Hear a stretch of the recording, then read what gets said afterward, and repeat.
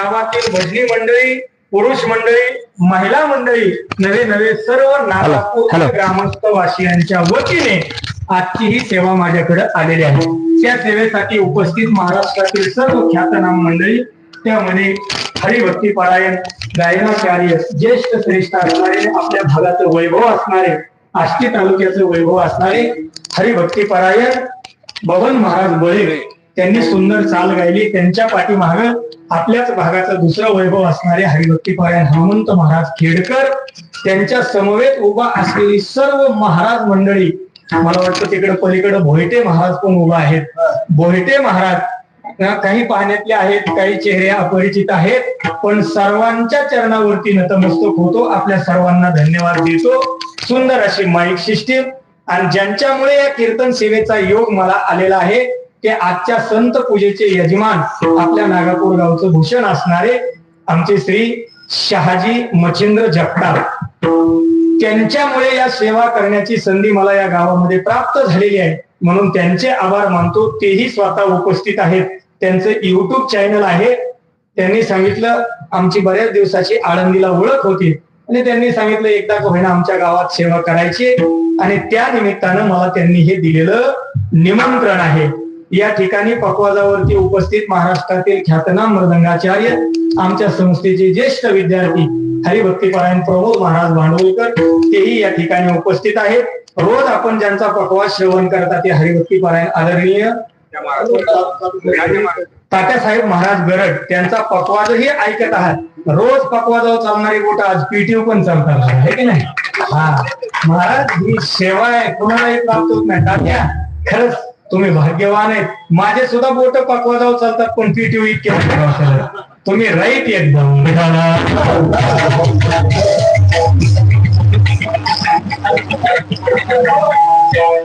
दोन्ही चोपदार मंडळी, गावातील सर्व तरुण टाळकरी मंडळी, आमच्या ज्ञान कैवल्य वारकरी शिक्षण संस्थेतील विद्यार्थी मंडळी, विनेकरी बाबा, आणि सुंदर अशी ज्यांची माईक सिस्टीम आहे काय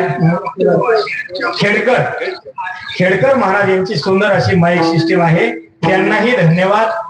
महिला मंडळी, पुरुष मंडळी, आपल्या सर्वांना धन्यवाद, आणि अभंगाच्या चिंतनाला सुरुवात।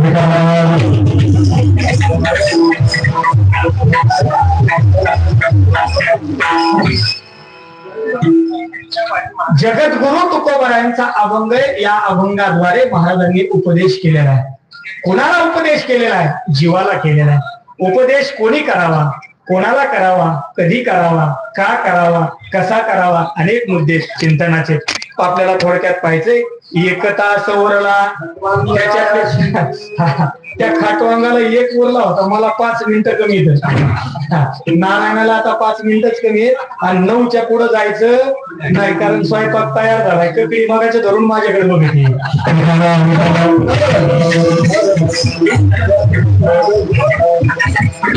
आजचे जे काही अन्नदाते मंडळी असतील, पुन्हा व्यासपीठ चालक हबप गैनीनाथ महाराज निंबोरे, उद्धव महाराज निंबोरे, आणि आणखीन जे काही मंडळ, मला आणखीन एक कोणाचा तरी फोन आला, मला वाटतं दळवी मामा आहेत का पण, त्यांचा एक फोन आला, त्यांचा एक फोन आला, परमेश्वर भाऊ दळवी, त्यांनाही धन्यवाद। चला, जगद्गुरु तुकोबराय सांगतात की जीवानं देव आपलासा करण्याकरता प्रयत्न केला पाहिजे, कारण या जगामध्ये प्रयत्नवादी जर कोण असेल तर तो फक्त जीव आहे, बाकी दुसरे कुठले जीव नाही। जीव भरपूर आहेत, किती 84 लाख एवढे सांगितलेले आहेत, किती 84 लाख, पण त्यापैकी महाराज देव आपलासा करून घेण्याकरता बुद्धी म्हणा, अंतकरण म्हणा, किंवा श्रद्धायुक्त अंतकरण जर कोणाचं असेल तर ते फक्त मनुष्य जीवाचं आहे, म्हणून त्या जीवाला देव आपलासा करून घ्यायला सांगतात।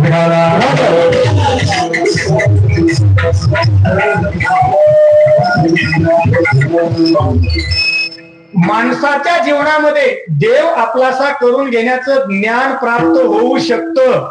माणसाच्या जीवनामध्ये देव प्राप्त करून घेण्याचा अधिकार माणसाला देवानं दिलेला आहे, आणि माणसाला देव प्राप्त करून, देवाची भक्ती करून देव प्राप्त करून घेऊन अधिकार आहे। त्यामुळे माणसाला देव प्राप्त करून मोक्षापर्यंत जाता येतं। नव्हे ज्या जीवानं ज्या देवाची भक्ती आपलासा करण्याकरता केली, तो देव आपलासा झाला की महाराज त्याच्यात आणि देवात काहीही फरक राहत नाही. म्हणून जीवानं देव आपलासा केला पाहिजे.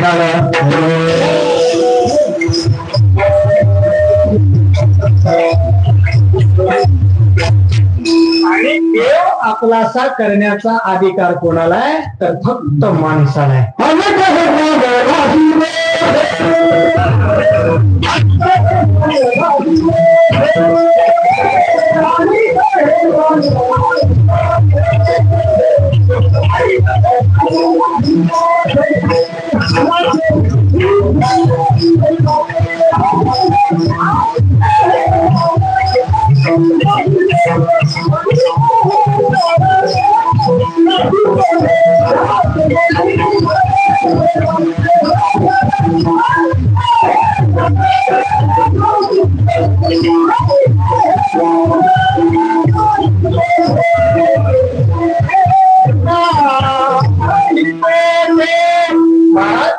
माणसालाच फक्त ज्ञान आहे. काय करायचं? देव आपलासा करून घेण्याचं. मी म्हणतो नसलं तरी प्राप्त करून घेता येईल. देव कसा मिळतो? कुठे मिळतो? देव काय खातो?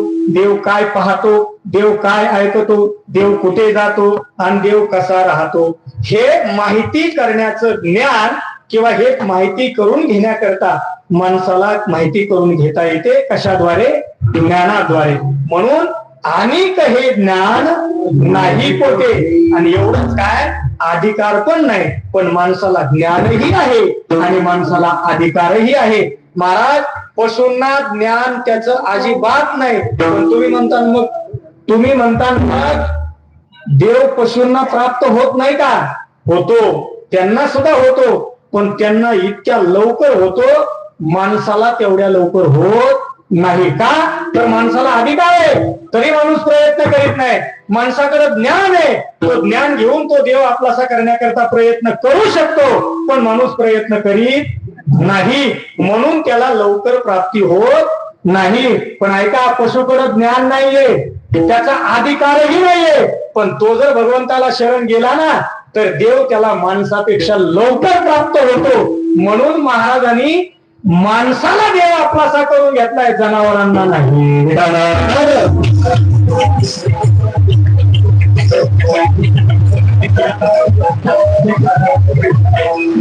आणि मिळालेला देव फक्त माणसालाच कळू शकतो, बाकी जनावरांना त्याचं महत्व कळू शकत नाही. म्हणून माणसाला देव आपलासा करायला सांगतात आणि माणसाने केला पाहिजे.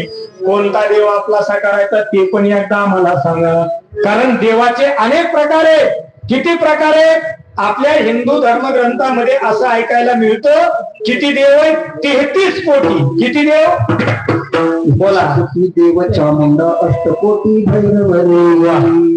33 कोटी देवाची संख्या सांगितली आहे. पण बळे महाराज, माझ्या वाचनास्तव, माझ्या अभ्यासास्तव बरं का, फक्त देवाची संख्या 33च आहे.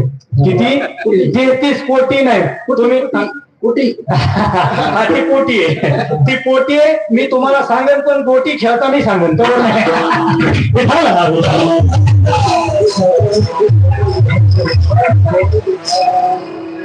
देव किती आहेत हे समजण्याकरता शब्दाची जी कोटी केलेली आहे, त्याच्यावरून कोटी म्हणण्याची पद्धत पडली. पण देव 33 कोटी नाही.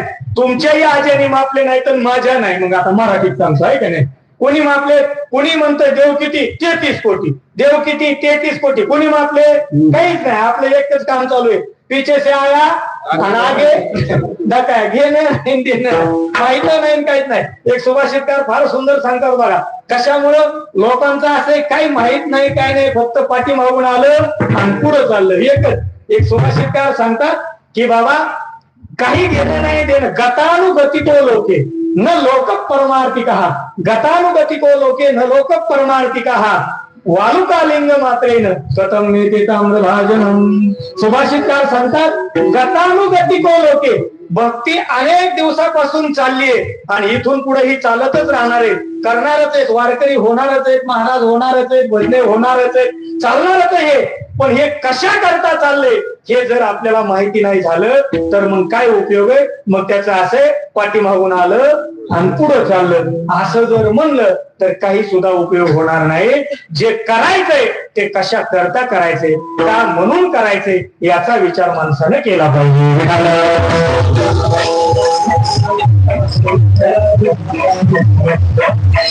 देवाची संख्या 33. माऊली ज्ञानोबांनी एकाच ओळीत सांगून टाकले, हे रुद्रादित्यांचे देव वसुहान साध्य वैश्वदेव अश्विनी देव वायू हे. किती देव? हे रुद्रादित्यांचे मिळावे वसुहन साध्य आगवे. आणि पुढे सांगितलं वैश्वदेव अश्विनी देव वायू हे जी. महाराज असे देवाची संख्या किती? 33 आहे.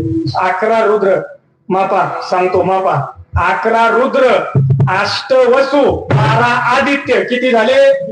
म्हणा 17. किती झाले? जागेत ना महाराज? किती संख्या झाली? माफी का? अजून डबल सांगतो मापा, माझं गणित जरा कच्चे म्हणून सांगतो. 8 वसु, 11 रुद्र आणि 12 आदित्य. किती झाले? 31. आणि 2 सांगितलेले अश्विनी कुमार, आणि काही ठिकाणी प्रजापती असं म्हणतात, काही ठिकाणी अश्विनी कुमार आणि इंद्र असं म्हणतात. महाराज अशी देवाची संख्या किती? फक्त 33च. पण कोटी म्हणतात माणसं. कोटी का? तर ते समजून सांगण्याकरता शब्दाची जी केली त्याच्यासाठी त्याला कोटी असं म्हणतात. एखादा मुद्दा समजून सांगायचा असेल तर शब्दाची कोटी करावी लागते. म्हणजे अनेक मुद्द्यानं ती वस्तू पटवून द्यावी लागते किंवा ती वस्तू सिद्ध करून द्यावी लागते. त्याला म्हणतात कोटी.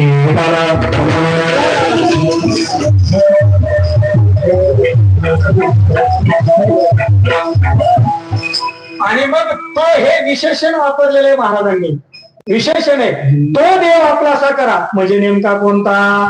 आता याच्यात पण फरक होऊ शकतो, कारण भक्ताच्या मनामध्ये द्वंद्व निर्माण व्हायला काय लागत नाही. कारण हे मन असे भटकणार आहे इकडं तिकडं, आणि ते इतकं लवकर भटकतं त्याच्या मनामध्ये लगेच द्वंद्व निर्माण होतं. आणि मग त्याच्यामुळं नेमका तो देव सांगितलाय. मग तो कोणता? तर तो हे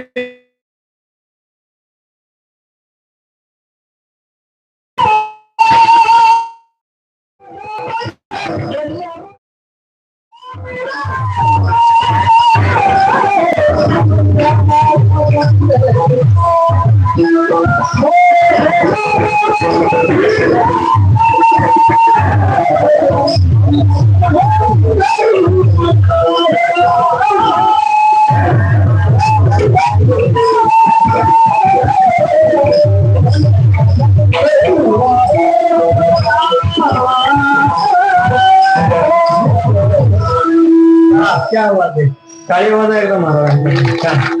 एवढं वय झालंय तरी तरुण पोरावर चालायचं मी सोपी गोष्ट आहे होय. हा, पण ते मुरब्बी माणसं आहेत. मुरब्बीच माणसाची काम आहे ती. नाही ते काय अर्ध्या हळकुंडाने पिवळे झालेल्यांना काय मिळ लागत नाही.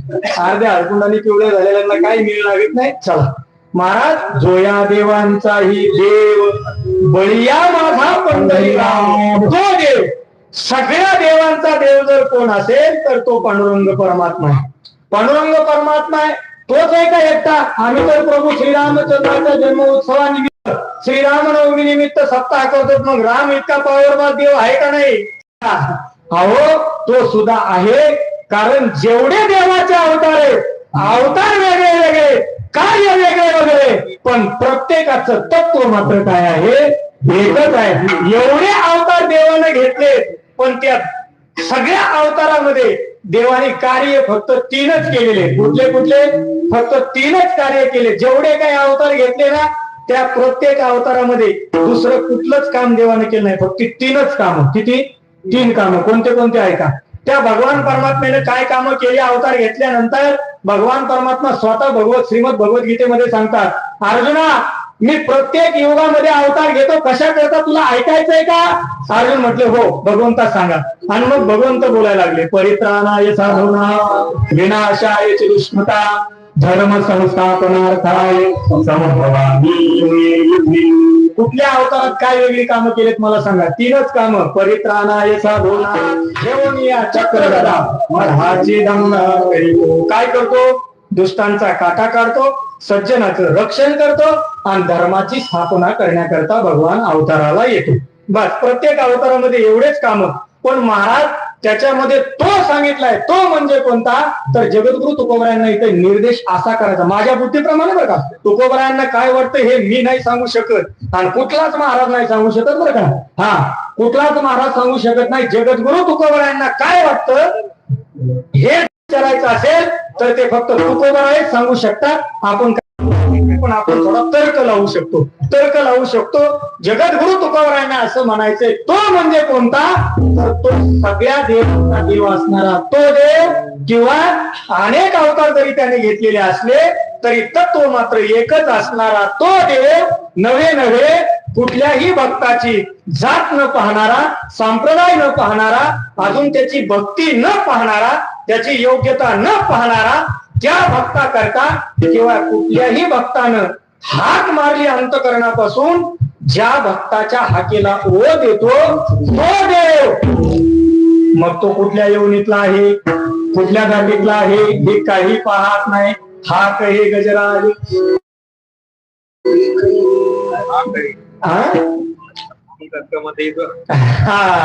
महाराज काहीच नाही. त्या गजेंद्राचं उदाहरण आपल्याला सगळ्यांना माहिती आहे, सांगून मला वेळ घ्यायचा नाही. त्यानं फक्त एकच सांगितलं, सगळे सोडून गेले, कितीतरी मुलं, कितीतरी पत्न्या, कितीतरी सगळे आप्तेष्ट सगळे सोडले, पण त्यानं सांगितलं आता माझं कोणी. महाराज त्या गजेंद्राला ज्या वेळेस शेवटची वेळ आली ना, त्या वेळेमध्ये त्यानं एक फूल घेतलं, सगळे सोडून गेले. महाराजांनी फार सुंदर प्रमाण दिलं. जगद्गुरु तुकोबरायांचं निर्वाणीचं प्रमाण, शेवटी अंतकाळाला त्यांच्याकरता ज्यानं आयुष्य खर्च केलं आणि महाराज ते सगळे शेवटी सोडून गेले. आपल्याला जास्त सांगायची काही गरज नाही. किती मुलं, एवढे मुलं महाराज, इतक्या पत्न्या त्याच्या तिथं होत्या, तरी त्या सगळ्या म्हणल्या, पोरा हो आता म्हाताऱ्याचा नाद सोडून द्या आणि चला माघारी. आणि जेव्हा पोरं माघारी गेले आणि सगळे पाठी मागे गेले, त्यावेळेस त्यांनी एक फूल तोडलं, कशाचं हे सुद्धा पाहिलं नाही, आणि सांगितलं कोण होईल तो ब्रह्मांड चालक, जो या ब्रह्मांडाचा मालक असेल ना, त्याच्या नावानं हे फूल मी वाहतोय. देवा, मला या दुःखातून जर आता सोडवणारा कोण असशील तर तूच आहे, बाकी दुसरं कोणी नाही. आणि म्हणून फूल वाहिलं. महाराज भगवान परमात्मा हा कहे लक्ष्मी आणि ती कहे गजराज. हा शब्द लक्ष्मीपाशी आणि ती शब्द गजराजापाशी. एवढा तो भगवान परमात्मा कृपाळू आहे. आणि असा कृपाळू असणारा तो भगवान परमात्मा आपलासा करून घ्या.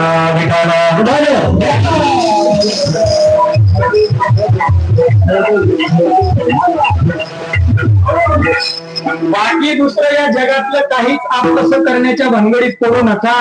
आणि ते केलं तरी फायद्याचं नाही.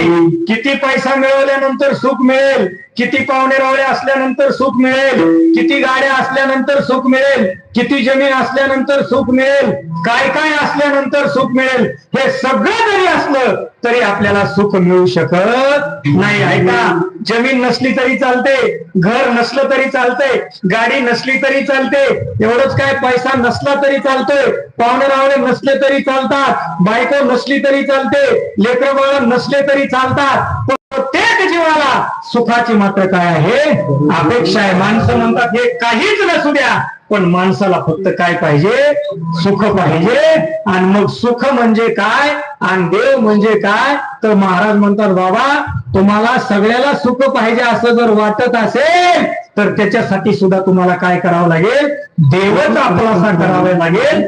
त्याच्याशिवाय सुख प्राप्त होणार नाही. काही काही माणसं म्हणजे काय करायचं महाराज, आम्हाला फक्त सुख पाहिजे, बाकी सगळे आमच्याकडं, फक्त सुख पाहिजे. आणि मग महाराज म्हटले, अरे मी किती वेळ सांगतोय तुम्हाला, देव आपलासा करून घ्या, देव आपलासा करून घ्या. आणि तुम्ही म्हणता सुख पाहिजे, तुम्हाला वाटतं का सुख देव वेगळा आहे? नाही नाही, सुख म्हणजेच देव आणि देव म्हणजे सुख. तो भगवान परमात्माच कसा आहे, सुखरूप आहे. त्याच्यासारखं सुखरूप दुसरं कोणी नाही. सुखरूप आहे सगळ्या सुखाचा आगर जर कोण असेल तर तो भगवान परमात्मा आहे. सर्व सुखाचे बापर सर्व सुखाचे आगर मने नरहरी सोना सर्व सुखाचे आगुण तो हा उभा विटेव सर्व सुखाचे आगुण जनी मनीषा आणि सर्व सुखाचे आगुण मने नरहरी सोना ते पण झालं आणखी एक ते पण झालं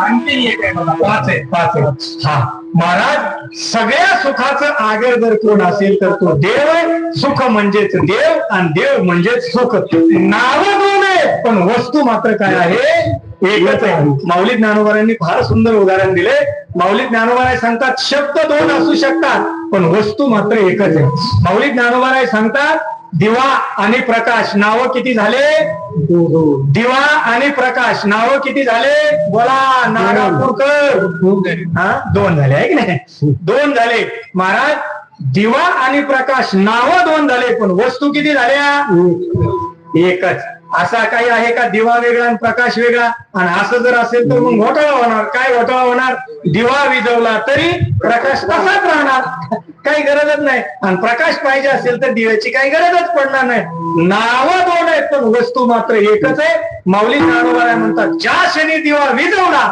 त्याच क्षणी प्रकाश नाहीसा होतो म्हणून दीप मालवे पालवे सवेची तेज मालवे कारवे बिंबा सवे जाय प्रकाश उदयसा कसं झालं दिवा विझवला ज्या क्षणी प्रकाश गेला त्या क्षणी का असं कधी झालं दिवा विझवला कालन प्रकाश रोज सकाळ गावात जे हरी येऊ का महाराज येतो येईन पुढच्या वर्षी सप्त्याला येऊ का असं म्हणणं का कधी नाही महाराज म्हणतात जसं ह्या दोन नावं दोन आहेत पण वस्तू एकच आहे तसं सुख म्हणजेच देव आणि देव म्हणजेच सुख नावं दोन आहेत पण वस्तू मात्र एकच आहे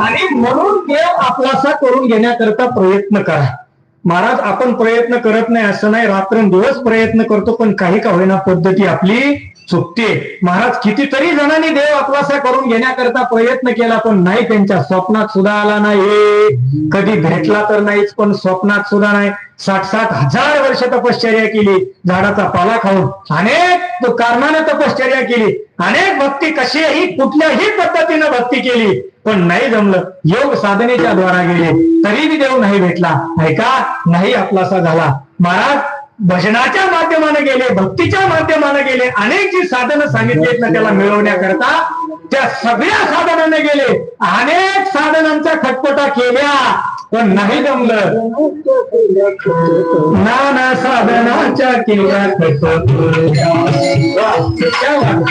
कितीतरी साधनं अवलंबली पण नाही तो देव आपलासा झाला तो देव कधी आपलासा झाला तर फक्त शुद्ध अंतकरणाने महाराज भजन केलं मनामध्ये भाव ठेवून भजन केलं भावाने गीत गायलं त्यावेळेस तो देव आपलासा झाला तुम्ही ज्या ठिकाणी असाल त्या ठिकाणी तो देव येऊन तुम्हाला भेट देऊ शकतो पण त्याच्यासाठी काय पाहिजे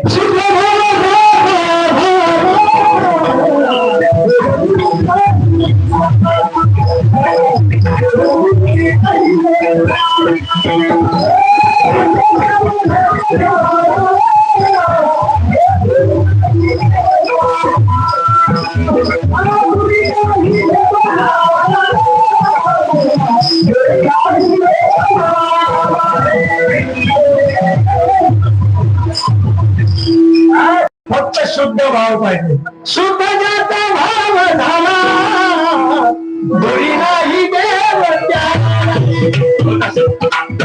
होत असतं थोडंफार इकडे तिकडे काय नाही सवय गाडी चालल्यावर इकडे तिकडे डवलतच असते आता काय हा चलतच असते ती पण त्या अर्थाने डवलतीच की होय काय त्याला ट्रॅक्टरची नाही ती लय चलती राहून हा पण ज्याने पेरली ना चाड त्याला माहितीये ती पण काय होतं दवलली की चांगला शेतकरी तो काय म्हणतो माहितीये का ती पण जरा डवलाय लागली काय व्हायला लागली सुताराने नीट भरली नाही वाटत बघतो गेल्यावर गावात त्याच्याकडे कुणाकडे मला महाराजाकडे जरा जड चाललंय म्हणून बदलून बघा आहे का ही जरा जडच जाणार आहे पण ऐका ते काय म्हणतात ना, इंजेक्शन देताना थोडं दुखणार आहे, पण गुण हमखास येणार आहे बघा, हे लक्षात ठेवा.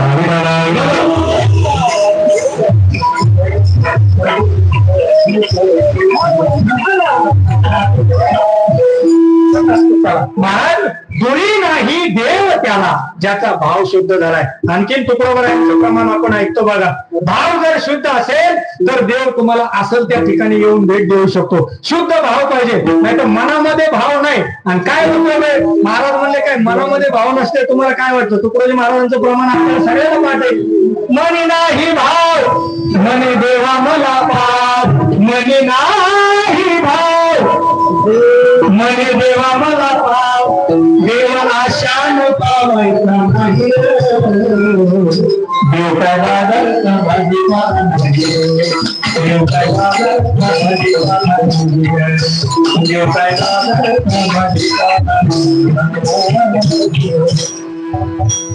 लाकडाचा देव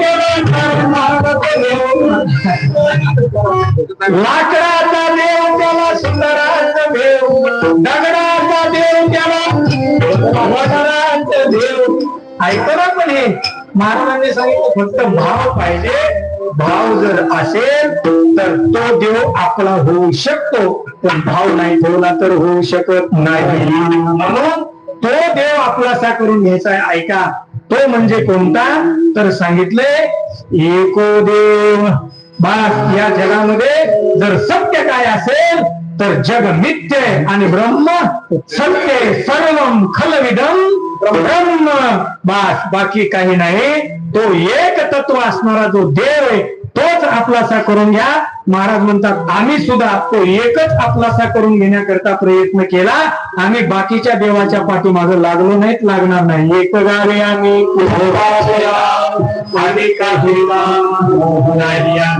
महाराज म्हणतात तो देव आपलासा. आणि भाव मोकळ्या मनानं जर ठेवला असेल तर तुम्ही असाल त्या ठिकाणी देव येऊन तुम्हाला भेट देईल. गड्या, तुम्ही कुठल्या कुळात जन्माला आला, तुमचं कुळ काय, जाती काय, हे काही सुद्धा पाहिलं जात नाही. फक्त शुद्ध भाव पाहिला जातो.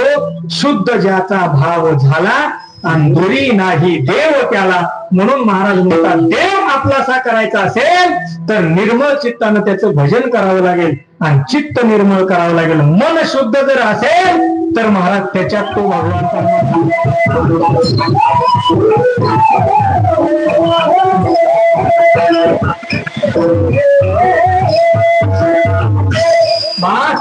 निर्मळ चित्त केलं की तो भगवान परमात्मा येऊन राहतो. तो काय म्हणे, चित्त करावे निर्मळ येऊनी गोपाळ राजे तिथे, किंवा निर्मळ चित्ते झाली पाषाणा पारे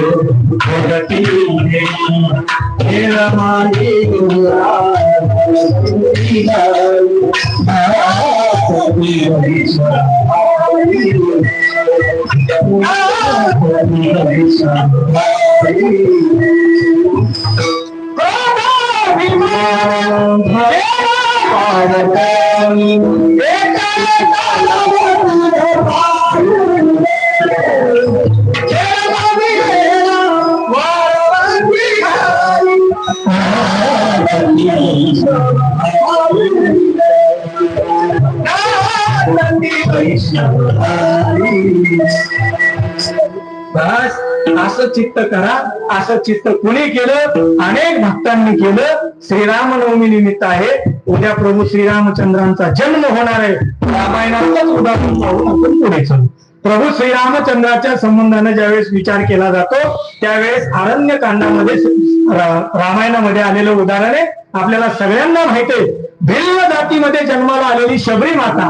पण महाराज त्या शबरीला कळालं ज्या वेळेस तिचा विवाह ठरला आणि विवाह ठरल्यानंतर त्यांच्या रीतिरिवाजाप्रमाणे त्यांच्या घराण्याची जी परंपरा होते काय, तर तिला काय करायचं, तिच्या ते विवाहाच्या आधी बळी द्यावा लागत होता. आणि मग ती दावण तिनं दारात पाहिलं. तिने काही साधा नव्हता. शबरी मातेचा वडील जो होता ना तो साधा माणूस नव्हता, तो सुद्धा भिल्लांचा राजा होता. राजा. आणि आता तो राजा म्हटल्यानंतर काय कमी, त्याने एक नाही दोन नाही महाराज अशी दावण बांधली होती. आणि तिनं विचारलं हे छोटे छोटे बाळ कशा करता आणले बाबा? महाराज थोडक्यात सांगतो मी, जास्त वेळ नाही लावत. महाराज कशा करता आणले बाबा? बाबानं सांगितलं, अगं शबरी ऐक ना, हे कशा करता आणले तुला माहित आहे ना? अगं तुझा विवाह आहे 2-4 दिवसावर, आणि त्याच्या आधी आपल्याला एक देव कार्य करायचंय घरातलं, आणि त्याच्या करता हे बळी देण्याकरता आणले. आणि तिनं सांगितलं माझ्या विवाहाकरता हे बळी द्यायचे. तिने सांगितलं हे बळी दिल्याशिवाय तुझा विवाह होणार नाही, झाला तरी तो व्यवस्थित तुझा संसार होणार नाही, म्हणून यांना आपल्याला बळी द्यावाच लागेल. महाराज तिनं सांगितलं असं जर माझा विवाह होणार असेल दुसऱ्याचा जीव लावून, तर मला हे लग्न करायचं नाही. बाबानं सांगितलं का नाही करणार? त्रास व्हायला लागला, घर सोडलं आणि वनात निघून गेली. वनात निघून गेली. महाराज तिकडे भगवान परमात्म्याची भक्ती करू लागली. एक दिवस महाराज तिला ते ऋषी भेटले, मातंग ऋषी. मातंग ऋषींना सांगितलं हो की इतक्या निर्जन अरण्यामध्ये कोण आहेस तू स्त्री?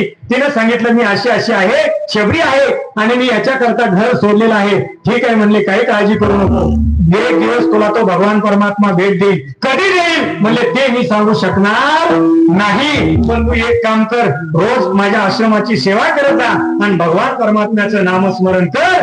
एक दिवस तुला तो देव भेटल्याशिवाय राहणार नाही. आणि झालं तसंच महाराज शबरीचं आपलं रोज चाललेलं श्रीराम जय राम जय जय राम, श्रीराम जय राम जय जय राम, श्रीराम जय राम जय जय राम, श्रीराम जय राम जय जय राम. रात्रंदिवस तिचं भजन चाललं आणि मातंग ऋषीने सांगितलं बाळा अशीच जर सेवा केली ना, एक दिवस नक्कीच तुला तो देव येऊन भेटल्याशिवाय राहणार नाही. आणि निघाला तो वनाला 14 वर्षाच्या वनवासा करता, तुला भेटणार आहे, पण कधी भेटेल मी हे सांगू शकत नाही, तू फक्त भजन करीत राहा. आणि मग शबरी माता आश्रमाची सेवा करीत करीत रोज त्या वनामधल्या बोरीचे बोरं काढायचे, स्वतःच्या दातानं टेस्ट करायचे, आणि ते दोरनं द्रोण भरून ठेवायचे. किती द्रोण? 3 द्रोण. एक सीता आई साहेबांना, एक लखन भैयाला आणि एक प्रभू श्रीरामचंद्रांना. रोज तिची सेवा चालू होते. एक दिवशी सहज तिला विचारलं कुणीतरी त्या जंगलामध्ये, अगं हे द्रोण भरून ठेवते कुणा करता? तू तर आता खाऊन आली असतील फळं वगैरे. म्हणली अरे मी कशा करता हे द्रोण भरून ठेवते माहित आहे का? मला मातंग ऋषींना सांगितलंय एक दिवस अखिल पोट ब्रह्मांड नायक भगवान परमात्मा तुला येऊन भेटेल, आणि त्याच्या करता मी आल्यानंतर माझ्या प्रभूला मी ही गोड असणारी बोरं खायला देणार आहे, म्हणून हे द्रोण मी भरून ठेवते. अरे त्याने सांगितलं कधी यायचा तो देव? त्याने लई जणाला गंडिवले, त्याने चांगल्या चांगल्याला कामाला लावले, चांगल्या चांगल्याचं आयुष्य गेलं तरी तुला तो भेटणार, त्यांना भेटला नाही. आणि तुला कधी भेटेल? तिनं सांगितलं मला संतांनी सांगितलंय आणि मी संतांच्या बोलण्यावरती विश्वास ठेवते. मातंग ऋषींना सांगितलंय जेव्हा येते त्यावेळेस येईन. जब मेरे राम जी का आवन हो, जब मेरे राम जी का आवन होगा, शबरी की कुटिया शबरी की कुटिया आएंगे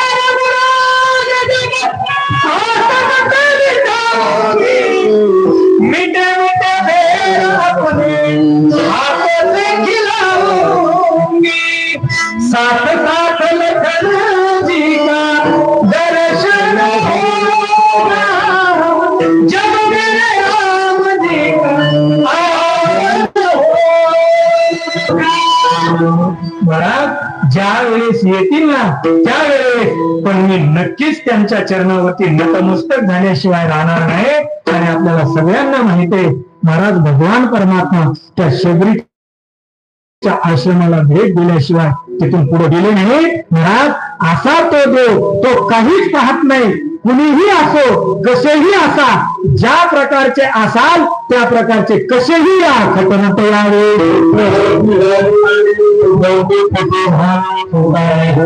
लहान असो मोठा असो, काही सुद्धा जो पाहत नाही तो देव आपलासा करा. महाराज त्याच्याशिवाय तुम्हाला सुख मिळणार नाही. तो देव आपलासा करा महाराज, मग काय मिळणार आहे? सुख प्राप्त होणार आहे. काय काय म्हणलं मग देव आपलासा करून सुख मिळवण्यापेक्षा आम्ही आताच सुखी आहेत असं कोण म्हणतं? तुमच्याकडे काही जरी असलं तरी तुम्ही सगळे सुखी नाही, मी हे तुमच्या चेहऱ्यावरून सांगू शकतो, हे का? कोण सुखी? इथं कोणीच सुखी नाहीये महाराज. जो देखे सो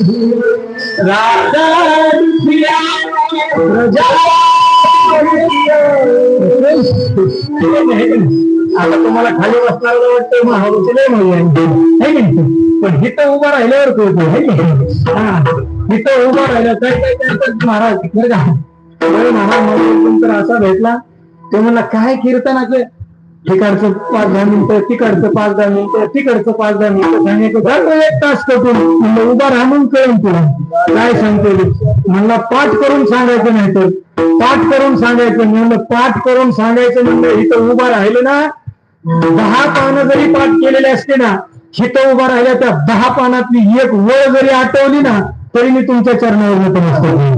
एक वेळ सुद्धा आठवत नाही, वळीचं कशाला सांगता, एक शब्द सुद्धा आठवत नाही.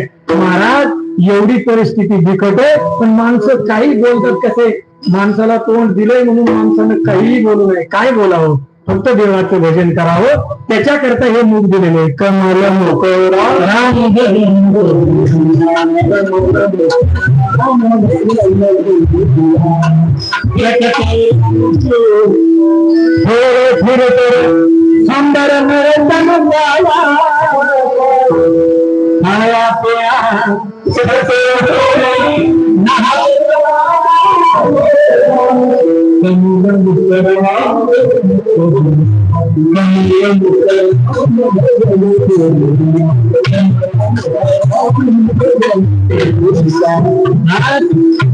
वाचन काही बोलण्यापेक्षा फक्त देवाचं नामस्मरण करा.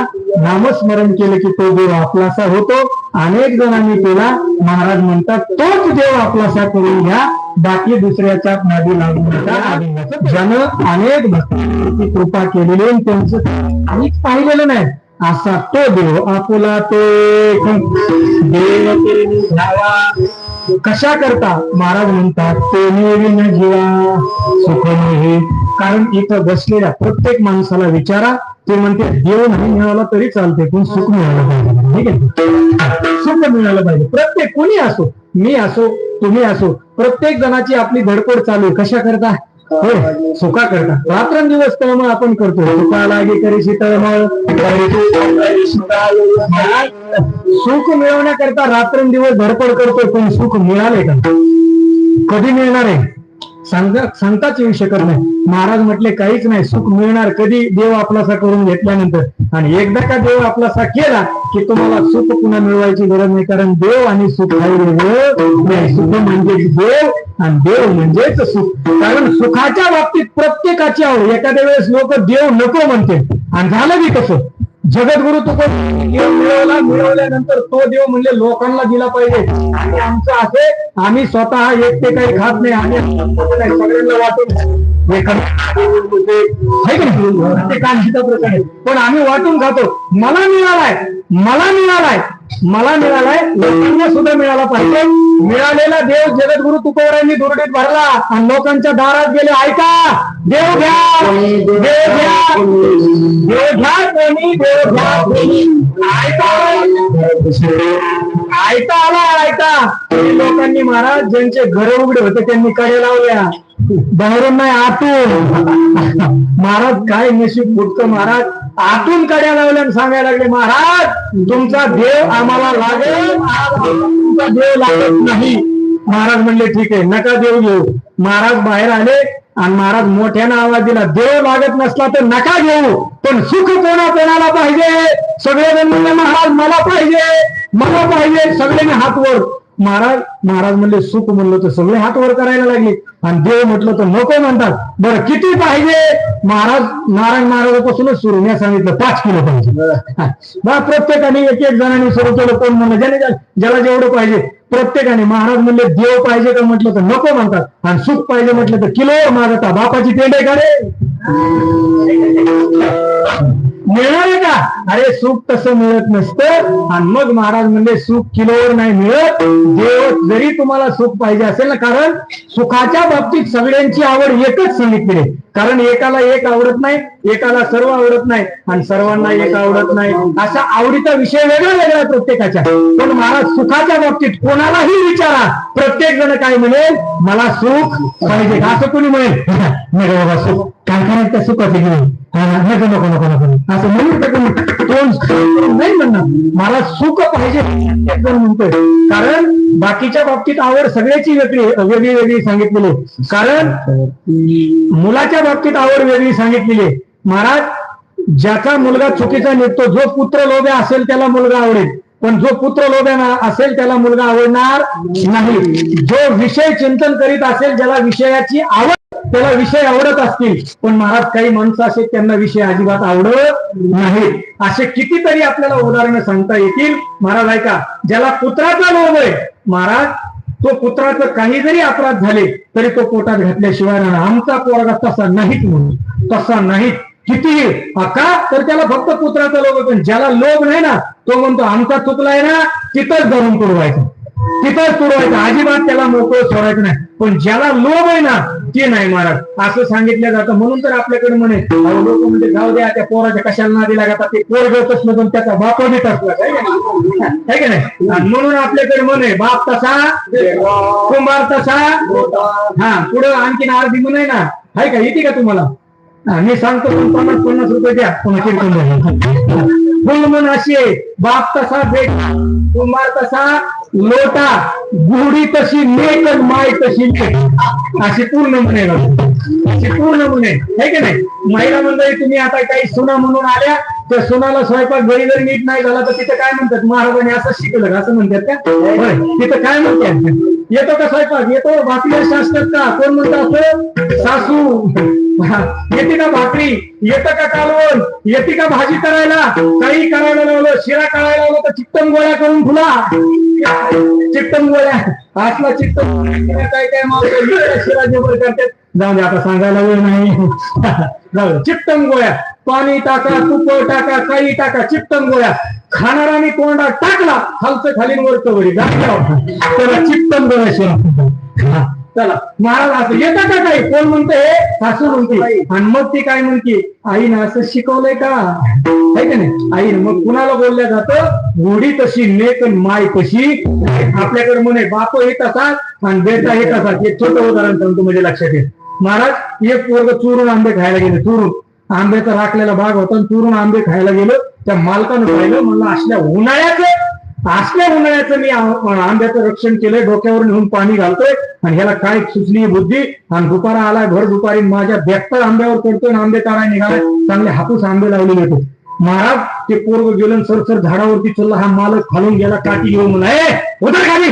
बापानं लावलाय का? म्हणला तुझ्या बापाने लावलाय का आंबे? बोलायला लागला तो मालक आहे. महाराज बोलायला लागला. त्याने सांगितलं काय झालं? बडबड करू नको. तो म्हणला मला माघारी बोलतो, माझ्या आंब्यावरती येतो, असल्या उन्हाचं मी पाणी घातलंय, त्याचं रक्षण केलंय, कितीतरी फवारण्या केल्यात, आणि माझ्याच आंब्यावरती चढून मला माघारी बोलतो. थांब, तू तसं ऐकायचंच नाही, घरी जातो तुझ्या बापाला घेऊन येतो. ते पोरग वरूनच म्हणलं घरी जाऊन काहीच उपयोग नाही व्हायचा. घरी जाऊन काहीच उपयोग व्हायचं नाही. तो म्हणला काय काय भानगड काय? मला काहीच नाही, मला माझा बाप तुम्हाला घरी गावायचाच नाही. ते मला का कुठं गेला तुझा बाप? मला ती काय वरच्या खांदीवर. आता बाप वरच्या खांदीवर म्हणल्यावर महाराज पोरगा असंच महाराज काय नाही, लय लेकर चित्र काय बोलते त्याचा भरोसा नाही. लेकर सांगता एक दोन नमुने. आता मी 5-50 मिळतो लेकर, त्याच्यामुळे मिळेल. लेकर इतके खतरनाक महाराज, आपलं सुद्धा डोकं तिथं चालत नाही त्यांच्याकडून, इतके विचित्र लेकर. एका पोराला शाळेतल्या मॅडमनी प्रश्न विचारला. एका पोराला शाळेतल्या मॅडमनी प्रश्न विचारला. म्हणला मॅडम म्हणला, हे पोरा उठ सांग. म्हणला समुद्राच्या मध्यभागी नारळाचं झाड लावलेलं आहे, त्या नारळाच्या झाडाला नारळ लागलेले आहेत, आणि त्या नारळाच्या झाडाचं नारळ जर तुला तोडून आणायला सांगितलं तर कसा जाशील? तो म्हणला मॅडम मी का नाही असं उडत उडत जाईल आणि त्या नारळाचं झाडाचं नारळ तोडून आणि घेऊन येईल. ते मॅडमनी सांगितलं म्हणले उडत उडत जायला माणसाला पंख काय तुझ्या बापाने दिले का? महाराज ते म्हणला मग समुद्राच्या मध्यभागी झाड लावायचं तुमची आई गेली का? असली जे प्रविचित्री असते महाराज तू काय बोलते त्याचा भरोसा नादी लागायचं नाही. पण आपल्याकडे मन येते बाप कसा बेटा ते पोरग तसं आणि महाराज बापही तसा. महाराज पण कुणाला ज्याला लोभ आहे त्याला आवड बरं का, पण ज्याला लोभ नाही ना तो म्हणतो तिथंच धरण तिथंच खाणार, तू तिथं घावला की हा पुत्र लोभ आहे. महाराज ज्याला स्त्रीचा लोभ आहे विषयाचा लोभ आहे तो विषयापाशी थांबू शकतो, पण ज्याला विषयाचा लोभ नाही ज्याला विषय आवडत नाही तो विषयापाशी थांबू शकत नाही. ज्याला धन आवडत नाही तो धनापाशी थांबू शकत नाही. असे कितीतरी उदाहरण आहेत. महाराज ज्याला विषयाचा लोभ नाही तो त्या विषयापाशी थांबू शकत नाही. अनेक उदाहरण त्यापैकी आपल्या इतिहासामध्ये रामदास स्वामींचं उदाहरण सांगितलं जातं. लग्न ठरलं आणि लग्न ठरल्यानंतर बाहुल्यावरती नवरा नवरी उभे केले, आंतरपाठ मध्ये धरला आणि आंतरपाठ मध्ये धरून देवबाप्पानं सुरू केलं शुभमंगल सावधान. पहिलं मंगलाष्टक देवबाप्पाने सुरू केलं सावधान. पहिला शब्द ऐकला सावधान, ऐकला पहिला शब्द आणि ऐकला की रामदास स्वामींच्या डोक्यात उजेड पडला. अरे सावधान म्हणतात त्या अर्थी नक्की पुढे काय दिसतोय? सावधान कुठं सांगितलं जातं? पुढे धोका आहे तिथं. आपण रस्त्याने चाललो एखादं वळण असलं गाडी हळूहळू चालवा पुढे अपघाती वळण आहे तिथं लिहिलेलं असतं सावधान मोठ्या शब्दात. असतं आपण शेतकरी माणसं भीतीवरती मोटर चालू करायला जातो तिथं महाराज एक माणसाची मुंडी दोन्ही करून ते असं करून बोललेलं असतं आणि तिथं लिहिलेलं जातं सावधान पुढे खतरा काय आहे धोका आहे इकडं तिकडं हात घालू नको. जर हात घातला तर सत्यात पंचायत करून पुचिन पाहिजे हा अजिबात नको महाराज. आणि मग सावधान म्हटल्यानंतर रामदास स्वामींच्या लक्षात आलं बरोबर म्हणजे पुढं काहीतरी नक्की धोका दिसतोय डेंजर धोका. आणि त्या ब्राह्मण बोलतो सारखं शुभमंगल दुसऱ्यांदा ऐकलं दुसरा घटका आणि देवबाप्पानं मंगलाष्टक सुरू केलं स्वस्ती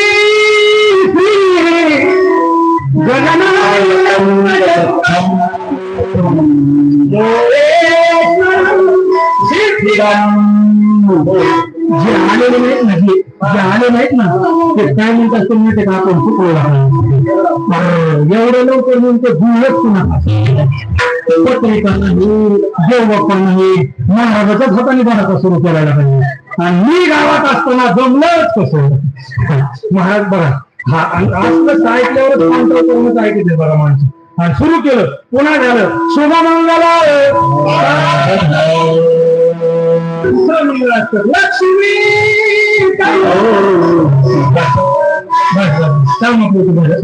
कामापुरतं झालं. असे एक नाही दोन नाही चार मंगल अष्टक झाले आणि शेवटचं मंगल आलं शेवटचं. आणि शेवटचं मंगल आल्यावर त्याच्यात शब्द आता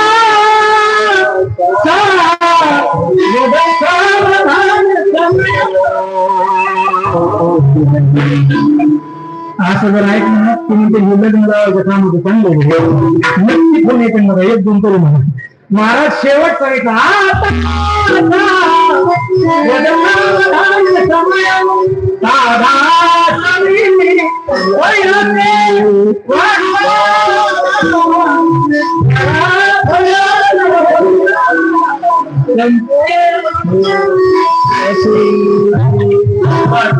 महाराज आणि आता सावध म्हणल्यानंतर रामदास स्वामी म्हणले आता इथं थांबण्यात मजा नाही. जे पळाले महाराज अजून आले नाहीत.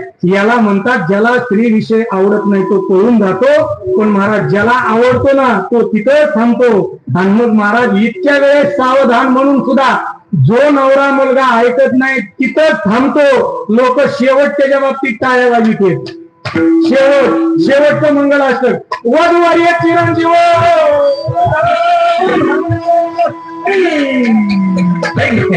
आणि मग कशामुळे टाळ्या वाजवितात माहितीये का? कशामुळे ऐका बरं झालं गुतला भोग आता मरेपर्यंत किती जरी सुटायचा प्रयत्न केला तरी सुटू शकत नाही. जर रुसून गेला तर बॅनर लावतील तुझं आमका हरवला आहे. जर कुणाला सापडला तर या पत्त्यावरती आणून सोडा. आता सुटू शकत नाही, त्याच्यासाठी शेवट टाळ्या वाजवतात लोक, आहे की नाही. महाराज सांगण्याचा मुद्दा, ज्याला विषय आवडतो तो तिथं थांबेल, पण ज्याला आवडत नाही तो थांबणार नाही. पण सुखाच्या बाबतीत कुणालाही विचारा तर प्रत्येक जण म्हणतो, हो मला सुख पाहिजे, मला सुख पाहिजे आणि मिळालंच पाहिजे. महाराज म्हणतात, सुख म्हणजेच देव आहे आणि देव म्हणजेच सुख आहे. तो देव आपलासा करून घ्या तरच सुख प्राप्त होईल. आणखीन पुढे सांगेल ऐका महाराज.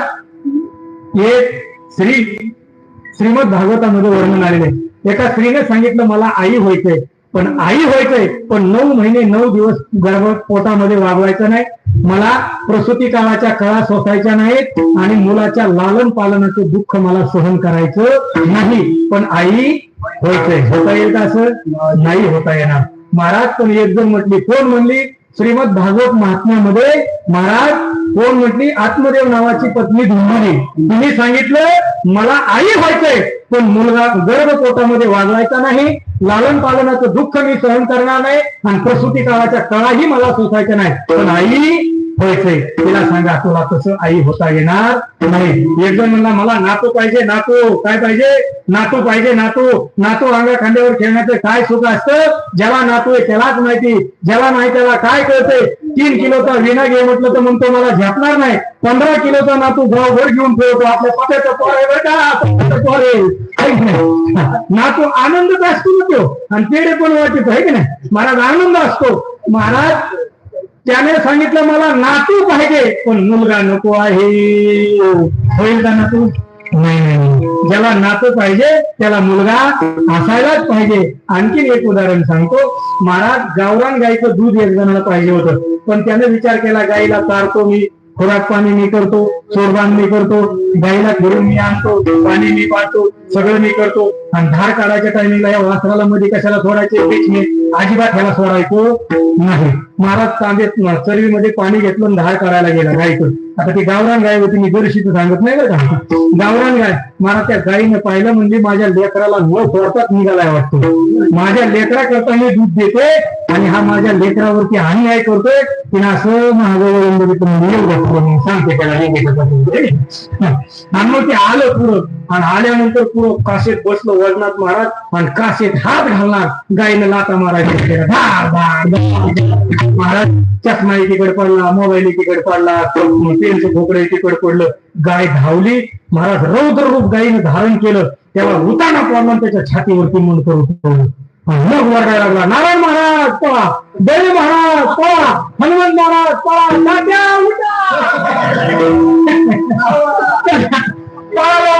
मरतो म्हणला आता जगत नाही, आता जगत नाही. आणि मग हे सगळे म्हणल्यावर पडून काय करून राहिला का, काहीतरी झालं. सगळ्यांनी आयाने पाहिलं गाय याला मारते, सगळ्यांनी ती गाय धरली आणि नेऊन तिकडे खोट्याला बांधली आणि त्याला उठून बसवलं. आणि त्याला म्हणलं काय भानगडे असं कमन केलं? म्हणलं काही नाही, प्रयोग. काय केला म्हणला? प्रयोग केला. ती म्हणला अरे तुझा झाला प्रयोग, पण गेला असताना काही घेणं नाही ते नाही. तो म्हणला मला वाटलं बिगर वासराची गाय दूध देईल काय, पण आज प्रयोगाने सिद्ध झालं गाय वासराशिवाय दूध देऊ शकत नाही. ज्याला दूध पाहिजे त्याला सांगा तुला वासरू सोडावंच लागेल, त्याला नातू पाहिजे त्याला सांगा तुला मुलगा मानावाच लागेल, आणि जिला आई व्हायचंय तिला सांगा तुला 9 महिने 9 दिवस